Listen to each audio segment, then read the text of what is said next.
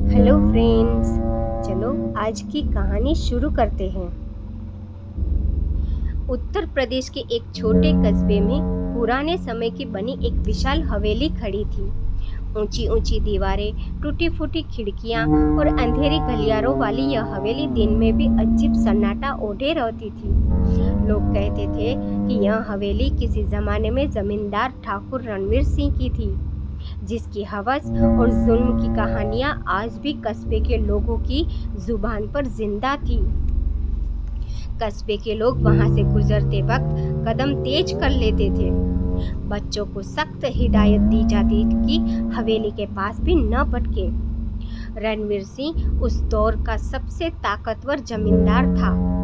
उसकी संपत्ति बेहिसाब थी, लेकिन उसका असली चेहरा हवस से भरा हुआ था। जवान औरतें उसकी आंखों में डर और नफरत से देखती थी, क्योंकि ठाकुर उन्हें अपनी ताकत और जमींदारी के नाम पर मजबूर कर देता। जो उसकी हवस का विरोध करती, उसके घर उजाड़ जाते। मर्दों को झूठे केस में फंसाकर जेल भिजवा दिया जाता। कस्बे के लोग अंदर ही अंदर उसे हवशी शैतान कहते थे। एक रात जब हवेली से चीखें सुनाई दी तो पूरे कस्बे में हलचल मच गई। कहा जाता है कि ठाकुर ने अपने नौकर की जवान पत्नी को हवस का शिकार बनाया, और जब वह भागने लगी तो उसे हवेली के तहखाने में मारकर गाड़ दिया। उसके बाद से हवेली के तहखाने में अजीब आवाजें सुनाई देने लगी, जैसे कोई जंजीरें घसीट रहा हो, कोई सिसक रहा हो। लोग कहते हैं हवेली खून और हवस की प्यास से बनी है। यहाँ इंसान नहीं, शैतान बसता है। कहीं साल बीत गए, हवेली खंडहर बन चुकी थी। ठाकुर रणवीर सिंह का परिवार भी बिखर गया। हवेली अब सूनी थी, लेकिन लोगों का मानना था कि उसकी हवेली की आत्माएं अब भी वहां भटकती है। इसी कस्बे में रहने वाला आदित्य, एक 28 वर्षीय पत्रकार, इन कहानियों को सुनकर उत्सुक हो गया। वह हमेशा सच्चाई खोजने में लगा रहता था। उसके लिए हवेली सिर्फ अंधविश्वास का अड्डा नहीं थी, बल्कि एक स्टोरी थी। आदित्य ने ठान लिया वह हवेली का राज दुनिया के सामने लाकर रहेगा। एक रात टॉर्च और कैमरा लेकर आदित्य हवेली पहुंचा। दरवाजे की लकड़ी सड़ी हुई थी। जरा सा धक्का देने पर ही कर्क की आवाज के साथ खुल गई। अंदर अंधेरा, सिलन और मिट्टी की बदबू फैली हुई थी। जैसे ही उसने कदम रखा, उसे लगा जैसे किसी ने उसकी गर्दन पर ठंडी सांस फेंकी हो। उसका दिल जोर जोर से धड़कने लगा, लेकिन वह रुका नहीं। हवेली के मुख्य हॉल में टूटी फूटी कुर्सियां और फर्श पर बिखरे शीशे पड़े थे। अचानक उसकी टॉर्च की रोशनी दीवार पर पड़ी, जहां पुराने खून का दाग साफ दिख रहा था। वह चौंक गया। इतने साल बाद भी वह दाग ताजा सा क्यों लग रहा था?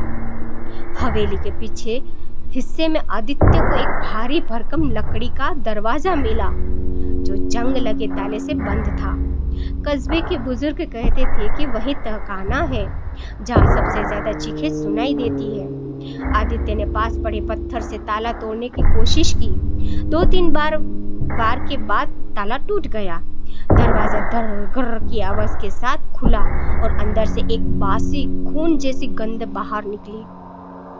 टॉर्च की रोशनी डालते ही उसने देखा सीढ़ियां नीचे की ओर जाती है और दीवारों पर अजीब से काले धब्बे हैं। जैसे ही आदित्य ने तहखाने में कदम रखा, उसे लगा जैसे हवा भारी हो गई हो। अचानक उसके कैमरे की स्क्रीन अपने आप ऑन हुई और उसमें एक तस्वीर उभर आई।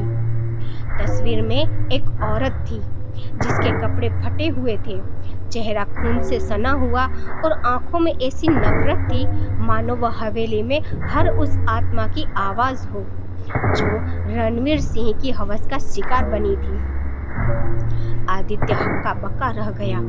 उसी पल उसकी टॉर्च बंद हो गई। चारों तरफ सिर्फ अंधेरा और सिसकियां गूंजने लगी। तहखाने के भीतर आदित्य का गला सूख चुका था। टॉर्च अचानक बंद हो गई थी और चारों तरफ गाढ़ा अंधेरा छा गया।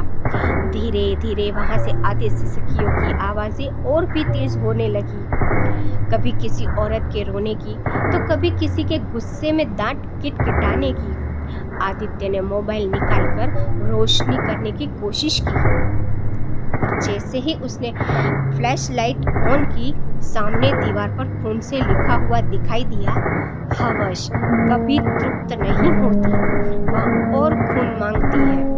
उसके शरीर में से हरन दौड़ गई। अचानक मोबाइल की स्क्रीन अपने आप चालू हो गई। स्क्रीन पर कैमरा चल पड़ा, जबकि उसने दबाया ही नहीं था। वह चौंक कर बोला, ये क्या हो रहा है? कैमरे के डिस्प्ले पर उसे अपनी जगह पर खड़ी एक औरत दिखी, झुके हुए बाल, सफेद गंदा गोचोला और आंखें खून सी लाल। लेकिन जब उसने चारों तरफ देखा, वहां कोई नहीं था। उसने फिर स्क्रीन देखा, औरत वहीं खड़ी थी। धीरे धीरे पास आती हुई डर के मारे आदित्य सीढ़ियां चढ़कर बाहर भागा। हवेली के हॉल में पहुंचकर वह हाँफने लगा। टॉर्च फिर से अपने आप जल उठी और उसकी रोशनी सीधे एक बड़े शीशे पर पड़ी। उस शीशे में उसने खुद को देखा, मगर कुछ अजीब था। उसके पीछे उस औरत का चेहरा दिखाई दे रहा था। वह पलटा, लेकिन पीछे कोई नहीं था। शरीर कांप रहा था, फिर भी उसने अपने आप को संभाला और हवेली से बाहर निकल पड़ा।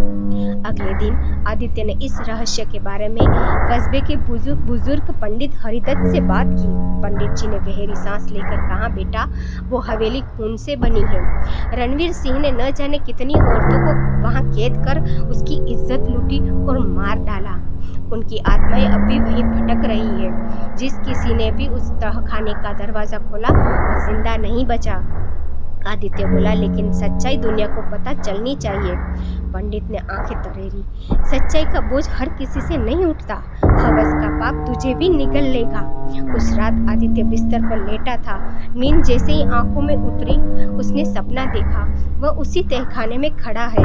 चारों ओर औरतें जंजीरों में बंधी है, कपड़े फटे हुए, चेहरों पर खून और आंसू। उन सब की निगाहें आदित्य पर थी। उनकी एक आवाज गूंजी, हमें इंसाफ दिलाओ, वरना तुम्हें भी हमारे साथ रहना होगा। वह चीखते हुए नींद से जाग गया, लेकिन चौंकाने वाली बात ये थी कि उसके हाथों पर सचमुच खून के धब्बे लगे हुए थे। अगले दिन से आदित्य की जिंदगी बदलने लगी। वह चलते फिरते अचानक औरतों की चीखें सुनने लगता। रात में उसके कमरे की खिड़कियां अपने आप खुल जाती और कभी कभी उसे लगता कोई उसकी गर्दन दबाने की कोशिश कर रहा है। उसके दोस्त और सहकर्मी उसे पागल समझने लगे, लेकिन आदित्य को यकीन था कि यह सब हवेली का असर है। आदित्य ने लाइब्रेरी और पुरानी रिकॉर्ड्स खंगाले। वहां उसे 1947 की एक पुरानी रिपोर्ट मिली। रिपोर्ट में लिखा था कि रणवीर सिंह पर दर्जनों औरतों के गुमशुदा होने का आरोप था, लेकिन उसके रसूख और ताकत के आगे सब चुप थे। फाइल के आखिरी पन्ने पर एक औरत की तस्वीर थी। नाम लिखा था गौरी, वही औरत जिसे आदित्य ने कैमरे की स्क्रीन पर देखा था। रात को आदित्य ने फाइल अपने पास रखी और सो गया। आधी रात को खिड़की से ठंडी हवा चली, किताब अपने आप खुल गई। तस्वीर से वही औरत गौरी बाहर निकलती हुई दिखाई दी। उसने फुसफुसाकर कहा, सच्चाई जानना चाहते हो तो फिर से तहखाने में आ, पर याद रख, जो अंदर जाएगा वो लौट कर नहीं आएगा। आदित्य डर और जिज्ञासा के बीच उलझ गया, पर उसने तय किया वह लौट कर तहखाने में जाएगा। गौरी की आत्मा की चेतावनी आदित्य के कानों में गूंज रही थी, जो अंदर जाएगा वो लौट कर नहीं आएगा। लेकिन आदित्य की जिज्ञासा अब डर से भी बड़ी हो चुकी थी। उसने कैमरा, टॉर्च और रिकॉर्डर उठाया और आधी रात को फिर हवेली की ओर निकल पड़ा। हवा में अजीब सी ठंडक थी, मानो हवेली उसे पहले से बुला रही हो। जैसे ही उसने दरवाजा खोला, इस बार आवाज बहुत धीमी आई। अंदर कदम रखते ही उसे ऐसा लगा मानो पूरा हॉल सांस ले रहा हो। सिलन और खून की गंध और तेज थी। अचानक दीवार पर वही खून का धब्बा चमकने लगा और एक औरत की चीख गूंजी। उसने रिकॉर्ड ऑन किया, लेकिन रिकॉर्डर से उसकी अपनी आवाज सुनाई दी। आदित्य, तू भी पापी बन जाएगा। वह सिहर गया। आदित्य सीधे तहखाने के दरवाजे पर पहुंचा। इस बार दरवाजा अपने आप खुल गया, मानो उसे अंदर बुला रहा हो। सीढ़ियां उतरते ही हवा और भारी हो गई। दीवारों पर काले धब्बों से खून टपकने लगा। उसके जूतों के नीचे ऐसा लग रहा था जैसे किसी गीली मिट्टी पर नहीं बल्कि मांस पर कदम रख रहा हो। अचानक चारों तरफ परछाइयां नाचने लगी। कभी वे औरतों का रूप लेती, कभी जंजीरों का। उनकी आंखों से खून बह रहा था और वे सब आदित्य की ओर झपट पड़ी। हमें इंसाफ दिला, इंसाफ। सैकड़ों चीखें एक साथ गूंजने लगी। आदित्य जमीन पर गिर पड़ा, लेकिन तभी उसकी टॉर्च से रोशनी सीधी तहखाने के बीचों बीच पड़ी। वहां एक बड़ा सा लोहे का संदूक रखा था। आदित्य ने कांपते हाथों से संदूक खोला। अंदर गहनों, कपड़ों और टूटी फूटी चूड़ियों का ढेर था, लेकिन उनमें से कई पर खून के दागे थे। अचानक एक जली हुई डायरी गिर गई। डायरी के पन्नों पर लिखा था, ये हवेली मेरी हवस का मंदिर है। यहाँ जो भी औरत आएगी वो मेरी होगी, चाहे हाँ कहे या ना। रणवीर सिंह। आदित्य के रोंगटे खड़े हो गए। तभी तहखाने के कोने से वही औरत गौरी सामने आ गई। उसकी आंखों में आंसू और गुस्सा दोनों थे। उसने कहा, आदित्य, तूने सच्चाई देख ली है, पर रणवीर की आत्मा अब भी यहीं कैद है। वह हर उस इंसान को मार देता है जो हवेली का सच जानता है। अगर तुझे जिंदा रहना है तो इस हवेली से अभी निकल जा। आदित्य ने हिम्मत करके पूछा, तुम्हें इंसाफ कैसे मिलेगा? गौरी की आवाज कांप उठी। हवेली की नींव में हमारे शव का दफन है। जब तक उनका पाप उजागर नहीं होगा, हमारी आत्माएं भटकती रहेगी। जैसे ही आदित्य ने जवाब देने के लिए कदम बढ़ाया, हवेली हिलने लगी। दीवारों से खून फूटने लगा। ऊपर से टूटी हुई छत के टुकड़े गिरने लगे। अचानक एक काले साए ने आदित्य का गला दबा लिया। वह कोई और नहीं, रणवीर सिंह की आत्मा थी। उसकी आंखें जलती अंगारों जैसी थी और आवाज गूंज रही थी, मेरी हवेली में घुसने की जुर्रत की? तू भी इन्हीं औरतों की तरह मेरी हवस का शिकार बनेगा। आदित्य चीख पड़ा। गौरी की आत्मा ने जोर से कहा, नहीं, अब और नहीं। उसने रणवीर की परछाई पर हमला किया। दोनों आत्माएं आपस में टकराई तो पूरे तहखाने में आग सी भड़क उठी। आदित्य ने मौके का फायदा उठाया और सीढ़ियां चढ़कर ऊपर भागा। जैसे वह हवेली से बाहर निकला, दरवाजा अपने आप बंद हो गया और अंदर से चीखों की गूंज सुनाई दी। आदित्य हवेली से बाहर तो आ गया, लेकिन उसकी सांसें अभी भी तेज चल रही थी। उसके कानों में अब भी रणवीर सिंह की दहाड़ गूंज रही थी, तू भी मेरी हवस का शिकार बनेगा। वह जानता था कि हवेली ने अभी उसे छोड़ा नहीं है। अब डर और जुनून मिलकर उसकी जिंदगी पर हावी हो चुके थे। वह तय कर चुका था, चाहे जान जाए, पर वह हवेली की नींव में छुपा सच जरूर बाहर लाएगा। अगली सुबह वह कस्बे के पुराने रजिस्ट्री ऑफिस पहुंचा। पुराने नक्शे और दस्तावेज देखने लगा। काफी देर खोजने के बाद उसे हवेली का मूल नक्शा मिला, जिसमें तहखाने के नीचे एक और गुप्त सुरंग और गड्ढों का जिक्र था। नक्शे पर लाल स्याही से लिखा था, यहाँ नींव रखी गई है, यह रक्त से सिंची गई जमीन है। आदित्य ने उस नक्शे की कॉपी बना ली। अब उसे पक्का यकीन हो गया कि नींव में लाशें दफन है। आदित्य यह जानकारी लेकर पंडित हरिदत्त के पास गया। पंडित ने नक्शा देखते ही माथे पर हाथ मार लिया। बेटा, तू आग से खेल रहा है। वो नींव इंसानी खून से पक्की हुई है। उसे छेड़ा तो पूरा कस्बा बर्बाद हो जाएगा। आदित्य बोला, लेकिन पंडित जी, उन औरतों की आत्माओं को इंसाफ चाहिए। अगर सच सामने न आया तो ये खून का पाप कभी खत्म नहीं होगा। पंडित ने गहरी सांस लेकर कहा, ठीक है, पर याद रख, रणवीर की आत्मा उस नींव की रखवाली करती है। उससे लड़ना आसान नहीं होगा। उस रात आदित्य फावड़ा, कैमरा और रस्सी लेकर हवेली पहुंचा। नक्शे के अनुसार उसने तहखाने के कोने में खुदाई शुरू की। जैसे जैसे मिट्टी हटती गई, सड़ी गली हड्डियां और टूटी चूड़ियां निकलने लगी। चारों तरफ संडास फैल गई, लेकिन आदित्य खुदाई करता रहा। अचानक उसका फावड़ा किसी धातु से टकराया। उसने मिट्टी साफ की। वहां लोहे की सलाखों से ढका एक गड्ढा था। गड्ढे के अंदर चमकती खोपड़ियां और कंकाल पड़े थे। जैसे ही गड्ढा खुला, चारों तरफ चीखों का तूफान गूंज उठा। औरतों की आत्माएं बाहर निकल आई। कभी वे रोती, कभी हंसती, कभी रणवीर को कोसती। उनमें सबसे आगे गौरी की आत्मा थी। उसने कांपते हुए कहा, यही है हमारा कैद खाना, यही हमारी जिंदगियां दबा दी गई थी। अब सबके सामने सच आ गया है। आदित्य की आंखों में आंसू भर आए। उसने रिकॉर्ड चालू किया और कैमरे से सब शूट करने लगा, लेकिन तभी हवेली हिलने लगी। दरवाजे अपने आप बंद हो गए। अचानक काले धुएं से एक विशाल आकृति उभरी। रणवीर सिंह की आत्मा, उसके हाथ में खूनी तलवार थी।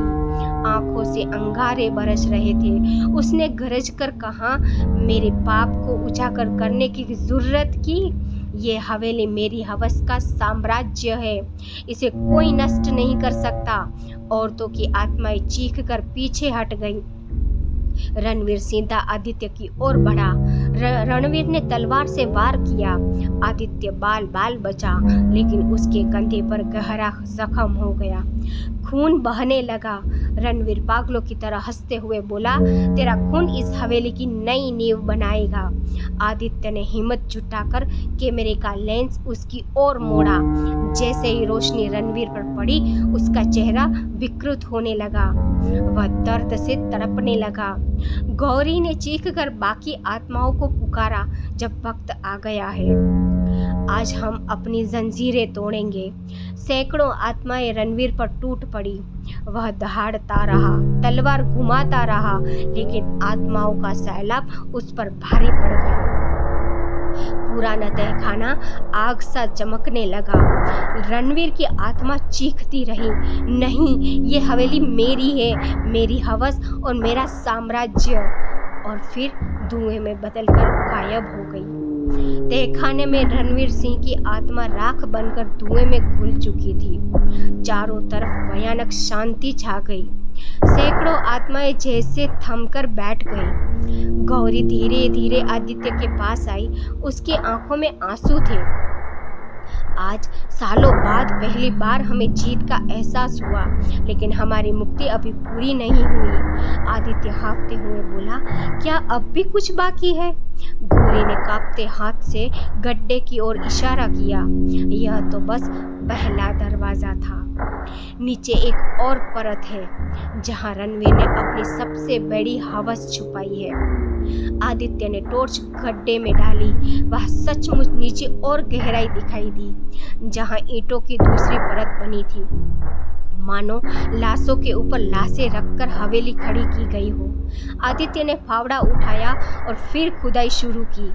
जैसे जैसे ईंटें हटती गई, संडास की गंध और तेज होती गई। उसका जी मिचलाने लगा, लेकिन उसने खुद को रोका। अचानक मिट्टी के बीच से उसे सोने के गहरे और टूटी फूटी पायलें मिली, लेकिन उनके हाथ एक बच्चे की छोटी सी खोपड़ी भी थी। आदित्य का दिल कांप उठा। रणवीर ने औरतों के साथ बच्चों को भी नहीं छोड़ा था। गड्ढे से उठता धुआं आत्माओं का रूप लेने लगा। इस बार सिर्फ औरतें ही नहीं, बल्कि बच्चों की सिसकियां भी गूंजने लगी। हवा इतनी भारी हो गई कि आदित्य का दम घुटने लगा। गौरी ने कहा, ये मासूम भी रणवीर की हवस का शिकार हुए थे। जब तक इनके पाप का सच दुनिया के सामने नहीं आएगा, हम सब कैद रहेंगे। आदित्य ने कैमरा उठाकर हर चीज रिकॉर्ड की। वह फुसफुसाया, तुम सबको इंसाफ मिलेगा। मैं ये सच दुनिया तक पहुंचाऊंगा। लेकिन तभी कैमरे की स्क्रीन पर कुछ और दिखाई दिया। रणवीर का चेहरा वह खराक से दोबारा बनने लगा था। उसने दहाड़ा, मैं मरकर भी इस हवेली से नहीं जाऊंगा। ये नींव मेरी हवस की आत्मा है। जब तक हवेली खड़ी है मैं जिंदा हूँ। अचानक पूरी हवेली हिलने लगी, दीवारें गिरने लगी, छत से पत्थर टूटकर गिर रहे थे। आदित्य ने गड्ढे से निकलने की कोशिश की, लेकिन उसकी टांग मिट्टी में धंस गई। रणवीर का धुंधला सा रूप उसे पकड़ने की कोशिश करने लगा। आदित्य ने पूरी ताकत लगाकर अपनी टांग निकाली और बाहर कूद गया। उसने देखा आत्माएं रणवीर को रोकने के लिए फिर से उससे भिड़ गई। गौरी ने चीख कर कहा, आदित्य भागो, यह लड़ाई हमारी है। इंसान का काम सच बाहर लाना है, पर रणवीर से आखिरी जंग हमें ही लड़नी होगी। उसने बाकी आत्माओं को नेतृत्व किया। सैकड़ों औरतें और बच्चों की आत्माएं रणवीर के चारों तरफ घूमने लगी। वे उसके शरीर से चिपककर उसे जलाने लगी। रणवीर दर्द से तड़पता हुआ बोला, नहीं, मेरी हवेली, मेरी हवस। और अचानक धुएं और आग में विलीन हो गया। रणवीर के जाते ही हवेली शांत हो गई। लेकिन अजीब बात यह थी कि आत्माएं पूरी तरह गायब नहीं हुई। गौरी की आत्मा आखिरी बार आदित्य के सामने आई। उसने धीमी आवाज में कहा, हमारा बदला तो पूरा हो गया, लेकिन हमारी मुक्ति अभी अधूरी है। हवेली की नींव अब भी खून से प्यासा है। जब तक इसे तोड़कर मिट्टी साफ नहीं होगी, तब तक हवेली का साया बना रहेगा। यह कहकर वह गायब हो गई। आदित्य अकेला खड़ा रह गया। हवेली उसके सामने खंडहर की तरह खड़ी थी, लेकिन उसकी दीवारों में अब भी चीखों की गूंज बाकी थी। रणवीर की आत्मा आग और धुएं में खो चुकी थी। आदित्य बाहर आ तो गया, पर उसका मन चैन से नहीं था। हवेली के बाहर खड़े होकर भी उसे अंदर से रोने, चिल्लाने और जंजीरों की आवाजें साफ सुनाई दे रही थी। वह खुद से बुदबुदाया, जब तक इस हवेली को पूरी तरह नष्ट नहीं करूंगा, आत्माएं चैन नहीं पाएगी। अगले दिन आदित्य कस्बे के प्रधान और बुजुर्गों के पास पहुंचा। उसने कैमरे में कैद तस्वीरें और वीडियो दिखाई। औरतों की चीखें सुनकर गांव की औरतें रोने लगी। प्रधान कांपती आवाज में बोला, ये हवेली तो शापित है, हमें इसे तोड़ देना चाहिए। लेकिन कुछ लोग डर से पीछे हट गए। हवेली को तोड़ना मतलब हवस के साए को खुला छोड़ना है।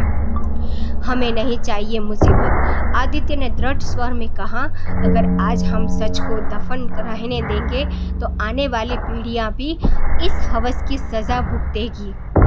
आखिरकार पंचायत राजी हुई। फैसला हुआ, आधी रात को पूरे गांव के लोग मिलकर हवेली को गिराएंगे। आधी रात को मसाले और औजार लेकर गांव वाले हवेली पहुंचे। जैसे ही उन्होंने दीवारें तोड़ना शुरू किया, हवेली ने मानो प्रतिरोध करना शुरू कर दिया। दीवारें अपने आप डरकर ईंटें गांव वालों पर फेंकने लगी। खिड़कियों से काले धुएं के हाथ बाहर निकलकर लोगों को पकड़ने लगे। कई लोग डरकर भाग गए। आदित्य ने उन्हें पुकारा, डरो मत, ये हवेली हमें डराकर अपनी सच्चाई छिपाना चाहती है। अगर आज हार गए तो हवस हमेशा जीत जाएगी। तभी हवेली से सैकड़ों आत्माएं निकली, औरतें, बच्चे, जवान। लेकिन इस बार वे आदित्य और गांव वालों पर हमला नहीं कर रही थी। वे सब रणवीर की हवेली की दीवारों को धक्का देने लगी। उसकी चीख गूंज रही थी, हमें मुक्त करो, हमारी चिताएं जलाओ। आदित्य ने गांव वालों से कहा, ये आत्माएं चाहती है कि हम इन्हें जलाएं, तभी हवेली का अंत होगा। गांव वाले तहखाने से मिली हड्डियां और अवशेषों को निकालकर बाहर लाए। एक एक करके उन्हें चिता पर रखा गया। आगे जैसे ही भड़की, हवेली जोर से कांपने लगी। खिड़कियों से निकलती परछाइयां चीखने लगी। रणवीर का चेहरा आखिरी बार धुएं से उभरा। उसने गरज कर कहा, ये मेरी हवेली है, मेरी हवस का साम्राज्य है, तुम सब इसे नहीं तोड़ सकते। लेकिन आग की लपटों ने उसकी आवाज़ को निगल लिया। गांव वालों ने हथौड़े, कुल्हाड़ियाँ और रस्सियों से हवेली पर वार किया। हर चोट पर हवेली से खून जैसा लाल पानी बहता, लेकिन वे नहीं रुके। धीरे धीरे हवेली की दीवारें गिरने लगी, चीखों की गूंज और तेज होती गई। आखिरकार पूरी हवेली जमीन पर ढह गई और राख में बदल गई।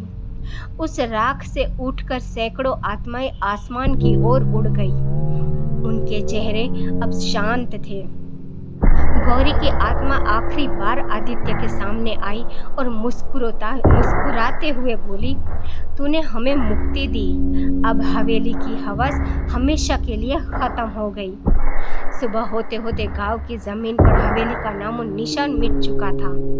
जहां हवेली खड़ी थी वहां अब सिर्फ राख और टूटी ईंटों का ढेर था। आदित्य ने अपनी डायरी में लिखा, हवस सिर्फ जिस्म की भूख नहीं होती, कभी दौलत की, कभी ताकत की, कभी बदले की, और जब हवस हद पार कर जाए तो इंसान शैतान बन जाता है। उस शैतान को हराना आसान नहीं, पर अगर सच का साथ हो तो हवस का साम्राज्य भी ढह सकता है। गांव वालों ने राख की जगह पर मंदिर बनाने का फैसला किया। लोगों का मानना था कि जहां हवस का साम्राज्य था, वहीं अब इंसाफ और शांति का दीप जलेगा। आदित्य आखिरी बार वहां खड़ा होकर बोला, अब इस जमीन पर हवस का नहीं, इंसानियत का राज होगा। और हवेली की चीखों की जगह पहली बार पक्षियों की चहचहाट सुनाई दी। कहानी पूरी हुई। हवस का खेल अब एक बंद किताब है, पर इसमें छुपा सबक हमेशा जीवित रहेगा। अगर मेरी कहानी आपको पसंद आए तो चैनल को लाइक, सब्सक्राइब और कमेंट करना ना भूलें। Thank you for watching.